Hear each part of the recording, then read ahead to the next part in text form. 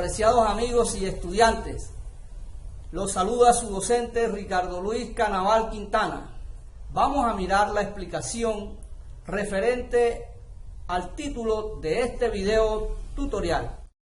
Clase número 9 de matemática para el grado noveno, asignatura de álgebra del área de matemática, por el docente Ricardo Luis Canaval Quintana. Esta es la unidad temática o capítulo circunferencia, razones trigonométricas. Y el tema de la clase del día de hoy se llama el proceso de la demostración.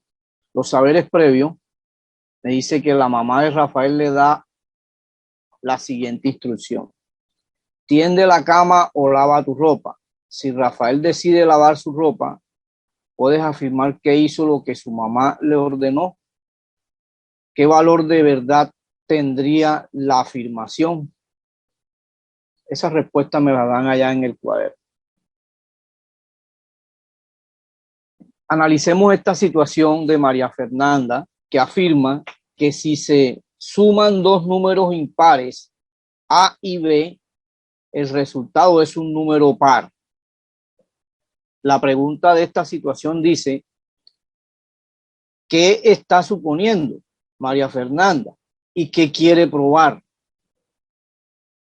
Para resolver esta situación vamos a ver el tema de el proceso de la demostración.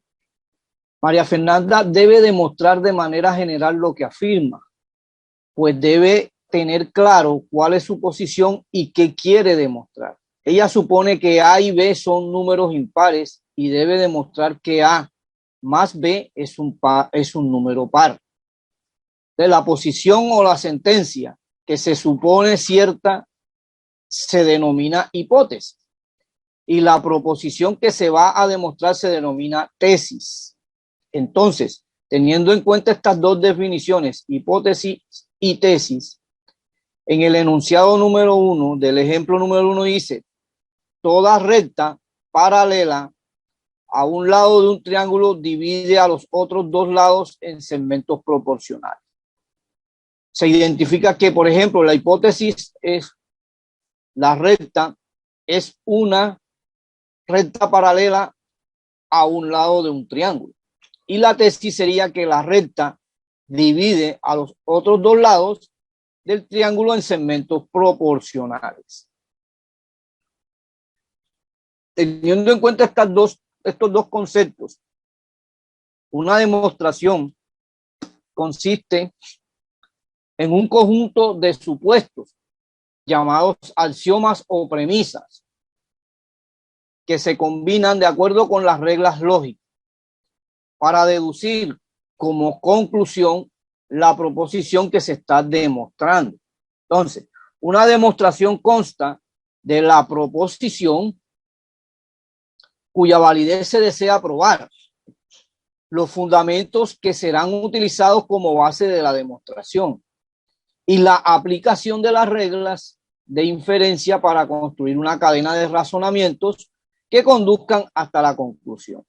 Teniendo en cuenta estas definiciones, también debemos tener en cuenta los elementos que sustentan la demostración. Estos elementos que sustentan una demostración se consideran, por ejemplo, las definiciones de los elementos que entran en juego en la demostración. O sea, una definición es un enunciado que especifica las características de un objeto de manera que pueda identificarse y diferenciarse de otros. Y los axiomas y postulados, ¿recuerdan cuando vimos eso al principio? Los axiomas y postulados que corresponden a las proporciones que se toman como ciertas en el área de estudio. Luego de eso tenemos también los teoremas o tesis que han sido demostrados con anterioridad. Por ejemplo, las reglas de inferencia lógica sería, por ejemplo, si P, Q y R son proposiciones cualesquiera, algunas reglas de inferencia serían, por ejemplo, el modus ponendum ponens, o sea, P, solo que P sería que P es igual a P.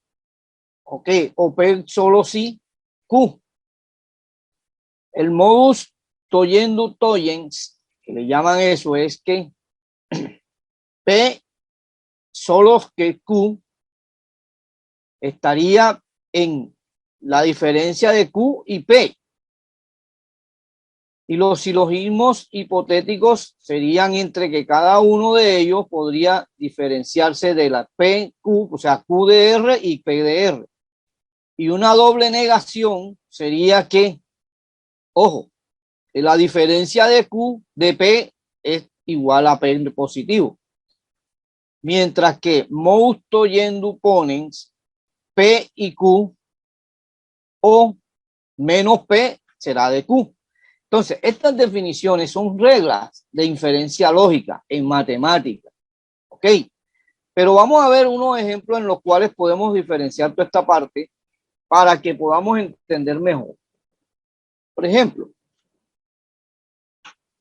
en el enunciado, toda recta paralela a un lado de un triángulo divide a los otros dos lados en segmentos proporcionales. Recuerda que dijimos eso. Se involucran primero las definiciones de triángulo, rectas paralelas y razón entre segmentos proporcionales. ¿Y cuál sería el axioma? El axioma es: por un punto exterior a una recta se puede trazar una única recta paralela a la recta. ¿Y cuál sería el teorema? El teorema sería: los segmentos que se generan en dos rectas transversales, al ser cortadas por rectas paralelas, son proporcionales. Y las reglas de inferencia, de acuerdo a las que digan, sea en modus ponendo ponens, modus telendo telens y modus tolendo ponens, que fueron las que vimos aquí. O sea, que sería de acuerdo a estas que están aquí, a estas expresiones que están en este punto. Entonces, teniendo en cuenta todo eso, vamos a mirar otras cositas. Este sería un ejemplo. Ahora empecemos a mirar el modo directo de la demostración. Es un método de razonamiento en el cual, si se tiene una secuencia de proposiciones P1, P2, P3 hasta Pn, hasta P infinito, de manera que P1 a P2, de P2 a P3 y así, se puede concluir que P va hasta P infinito. Entonces quiere decir que una proposición condicional es una proposición resultante de unir dos proposiciones P y Q mediante la forma si, entonces se simboliza como P, si, entonces Q. ¿Sí? Esas serían las formas que tendríamos para poder demostrar todo esto. Entonces, empecemos a mirar una cosita. Miremos este cuadro o esta gráfica de los puntos ABC. Me dice que para probar en un triángulo ABC, la medida del ángulo A, la medida del ángulo B, la medida del ángulo A, la medida del ángulo B y la medida del ángulo C. Entonces me dicen que eso debe ser igual a 180 grados. Se construye una tabla de afirmaciones y justificaciones de esta forma. Por ejemplo, la afirmación y la justificación. Tendríamos la afirmación: si traza una recta X, Y, que pasa por el punto C y es paralela a los lados A, B. O sea, esto sería una afirmación. Y eso es real. Vean dónde está la recta y estos son paralelos. Los dos lados esos son paralelos a la recta. Y la justificación dice: por un punto exterior a una recta pasa una paralela de este. Perfecto. El punto exterior, ¿cuál es? Este punto que está aquí. Ahora, otra afirmación. La medida del ángulo XCY, o sea, el ángulo XCY es de 180 grados, ¿sí o no? Es de 180 grados. Ok. Entonces, la justificación sería: un ángulo de lados colineales miden 180 grados. otra afirmación. Esta que dice, la medida del ángulo 1, o sea, de este ángulo que está aquí, que salió después de la recta, y la medida del ángulo 2, o sea, este que está aquí, ¿sí? Más la medida del ángulo C, o sea, la de este, del ángulo C, debe ser igual a 180 grados. O sea que esto que está aquí está perfecto. ¿Ok? Entonces, eso me dice que primero existe un teorema de adición de ángulos que sean los ángulos estos, el 1, el 2 y el C.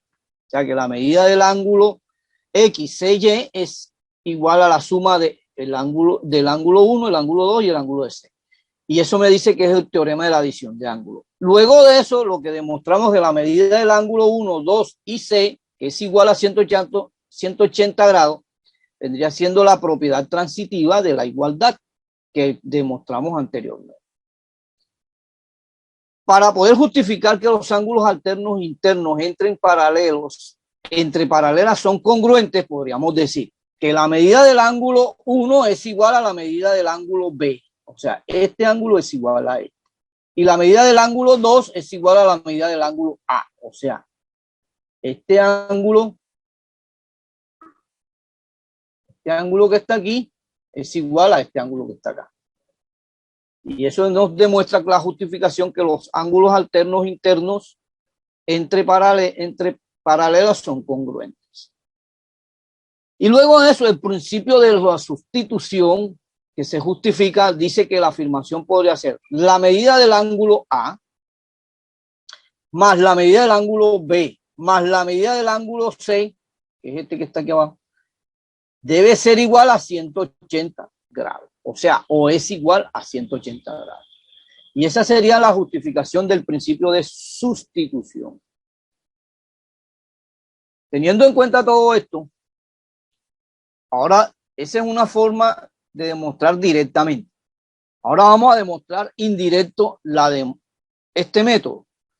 Me dice que el método indirecto de demostración es una forma de razonamiento que consiste en negar la tesis del enunciado, suponer cierta la negación de la tesis y elaborar una cadena de razonamientos que se siguen, lógicamente, de la negación de la tesis y obtener una contradicción y afirmar la tesis inicial. O sea que vamos a decir ahora lo contrario de lo que acabamos de ver. ¿Ya? Es el método indirecto de demostración. Entonces, si tenemos en cuenta esta parte, estas dos gráficas, vamos a demostrar si dos rectas coplanares, el L1 y L2, o sea, el lado 1 y el lado 2, son tales que el L1 es perpendicular al lado normal. El lado 1 es perpendicular al lado normal, o sea, el lado 1 es perpendicular al lado normal, que es el que forma la cosa. Y en el otro, en A, el lado 2 es perpendicular al lado, el lado 2 es perpendicular al lado B. Perfecto. Entonces, quiere decir que al lado B, el lado 2, que sería el lado B, que sería este. Ok. Entonces, quiere decir que en esta figura del lado 92, que es esta que está aquí, se niega la tesis suponiendo que las rectas se intersecan en un punto, R. ¿Verdad? ¿Por qué? Porque si ustedes pueden ver, si nosotros se intersecan, quiere decir que se cruzan. Se niega que la tesis suponiendo que las rectas se intersecan en el punto R, así como lo demuestra aquí, eso es, así que tiene que decirnos. La afirmación sería entonces, el lado 1 interseca al lado 2 en R. Y la justificación, que se está dando una nueva hipótesis. Otra afirmación sería, el L1, el lado 1 pasa por R y el lado 2 es perpendicular al lado normal. Se está dando otra nueva tesis. El lado 2 pasa por el punto R y el lado 2 es perpendicular al lado normal, o sea que sería este. Este es el lado normal. Entonces, dado estas tres justificaciones, se tendría entonces dos rectas perpendiculares a la recta normal que pasan por R, lo cual es imposible, pues desde un punto exterior a una recta dada haya a lo sumo una perpendicular a la recta dada. Por ejemplo, por eso es que se construye el T2 y el T1 aquí en este punto. ¿Ya? Entonces, esto quiere decir que todo esto es negado. Ahora miremos otra parte que se llama el otro método. Son tres métodos: método directo, el método indirecto y el método de refutación por contraejemplo.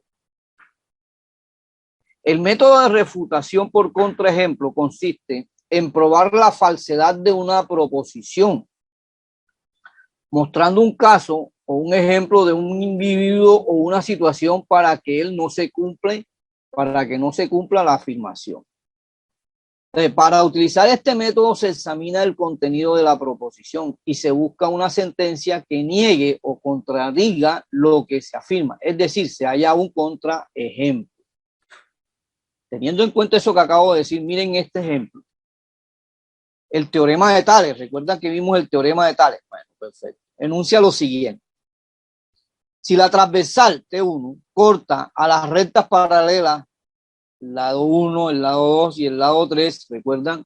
L1 corta aquí, corta aquí, corta aquí. Y demuestra los puntos A, B y C, que son donde se cortan, respectivamente. Y la transversal T2, o sea, esta que está acá, lo hace en D y en E y F. ¿Sí o no? Bueno, eso está demostrado ahí en el teorema de Tales. Respectivamente, entonces, para el teorema de Tales tendríamos que decir AB sobre DE será igual a BC sobre EF. ¿Sí recuerdan eso? Bueno, ese teorema de Tales se demuestra por el método directo, como se muestra a continuación. Si U es una unidad de medida tal que los puntos A, B serán igual a X por U y BC será igual a X a Y por U, entonces se trazan paralelas. ¿Dónde está U? Aquí está U. Y acá está Y. Oye, entonces, se trazan las rectas paralelas al lado 1, o sea, esta que está aquí. ¿Sí? Esta que está pasando por aquí. En los puntos donde se toma cada unidad, ¿sí? Entonces DE y EF quedan divididos en segmentos de medidas iguales a U'. A U'. Entonces, luego de eso, de acuerdo a esta figura, tendríamos que mirar el teorema de Tales sería igual a sobre B, AB sobre BC, sería igual a, ¿qué está entre AB? X, U. ¿Y qué está entre B, C? Y, U. Y entre D y F, X sub U'. Y entre E y F está Y sub U'. Entonces podríamos decir que AB sobre BC será igual a X sobre Y DF será igual a DE sobre EF será igual a X sobre Y, o sea que serían iguales. Por lo tanto, por transitividad se obtiene que AB sobre BC es igual a DE sobre EF, como lo dice el teorema de Tales, ¿sí o no? Que es equivalente a decirlo en lo mismo en el teorema de Tales, que lo demostramos acá en clases anteriores. Y esa sería una forma de hacer un contraejemplo en relación a esta figura, de acuerdo al teorema de Tales. Gracias por su atención. Espero les ayude esta explicación. Practiquen mucho.